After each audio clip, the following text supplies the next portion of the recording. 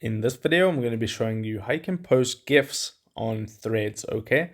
So when it comes to the Threads application, there's no like direct support for any GIF services at the moment, but most likely that'll come. So what you actually have to do is just go onto a browser and then go onto Google and you can search for any sort of GIF that you want. I just searched for funny GIFs and I went to images and I saw this one right here.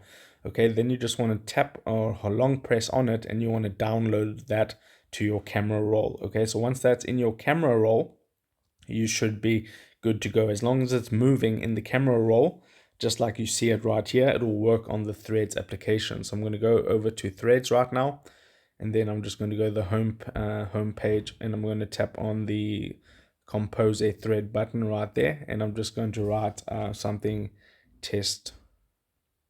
testing GIFs, just like that. Then I'm going to hit the paperclip icon, and then I'm going to select the GIF that I just downloaded right here. Okay, then just tap on done, and as you can see, it is actually in fact moving like a proper GIF. Then I'm just going to post that to see if it works.